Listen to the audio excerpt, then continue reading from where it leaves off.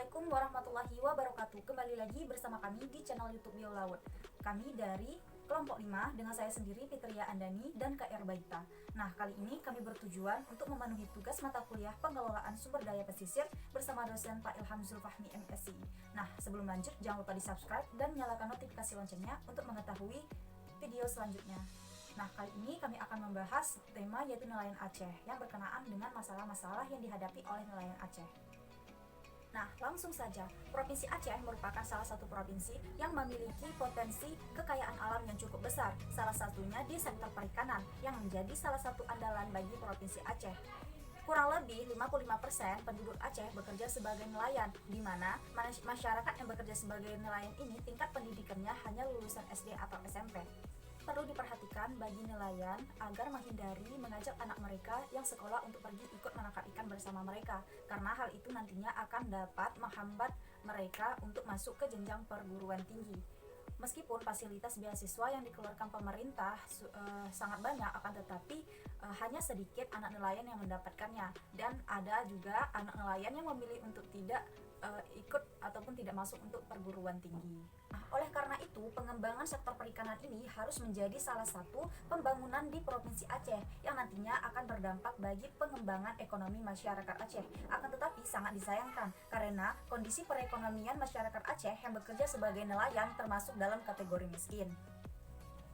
Adapun permasalahan yang dihadapi oleh nelayan Aceh yaitu subsidi BBM, kemudian kurangnya pemahaman akan teknologi dalam mengurus perizinan usaha perikanan tangkap, kemudian tidak memiliki bot dan hanya bergantung pada satu profesi, kemudian bersaing dengan kapal asing, kemudian sistem upah untuk nelayan masih harian, kemudian alat yang digunakan tidak sepenuhnya lengkap, kemudian fasilitas penunjang aktivitas perikanan masih menggunakan es batu, dan juga memiliki masalah dengan penghuni perairan, yaitu buaya. Nah, hal ini berdampak pada kondisi perekonomian nelayan Aceh, dan banyak anak dari nelayan Aceh tersebut berhenti sekolah di bangku sekolah menengah atas dan tidak melanjutkan ke jenjang perguruan tinggi. Baiklah, saya akan melanjutkan video dari kawan saya tentang nelayan Aceh.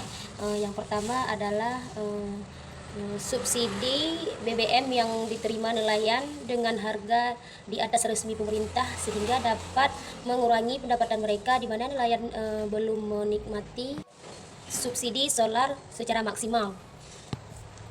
Kemudian kurangnya pemahaman nelayan Aceh akan teknologi dalam mengurus perizinan usaha perikanan tangkap secara online yang bertujuan agar nelayan dapat berfasilitas.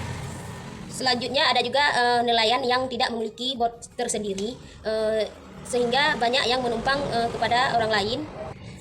Akhirnya pendapatan pun harus dibagi dua ya. Kemudian sistem upahnya yaitu masih harian. Artinya hasil tangkap yang mereka dapatkan belum lagi dengan bertambah urusan hutang piutang. Selanjutnya alat yang digunakan tidak sepenuhnya lengkap, yang berarti nelayan Aceh hanya menggunakan beberapa alat untuk menangkap ikan sederhana dan belum bisa membeli alat baru dan hasil upah yang mereka dapatkan. Kebanyakan dari nelayan hanya memiliki satu profesi pekerjaan dan tidak memiliki pekerjaan sampingan yang terus bergantung dari hasil ikan yang didapatkan.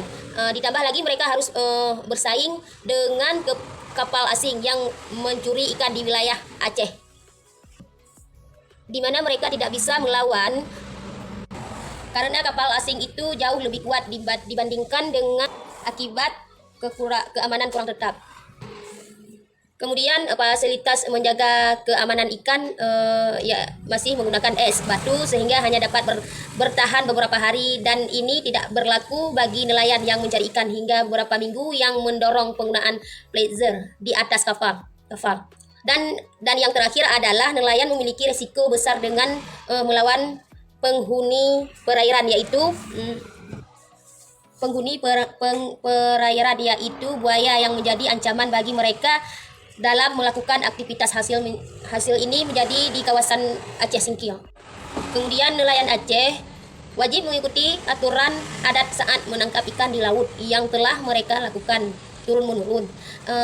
Selanjutnya aturan adat laut yang dipimpin Panglima Laut telah diberlakukan sejak Aceh berbentuk kerajaan. Panglima Laut memastikan nelayan menangkap ikan dengan cara tidak merusak serta menentukan bersama hal-hal yang tidak boleh melaut. Yang selanjutnya, nelayan tidak dibenarkan menangkap ikan yang tidak bisa dimakan, juga memburu paus dan lumba-lumba. Cukup sekian video dari kami. Di mana ada kesalahan dan kesilapan, saya minta maaf. Saya akhiri, wabillahi taufik wal hidayah. Wassalamualaikum warahmatullahi wabarakatuh.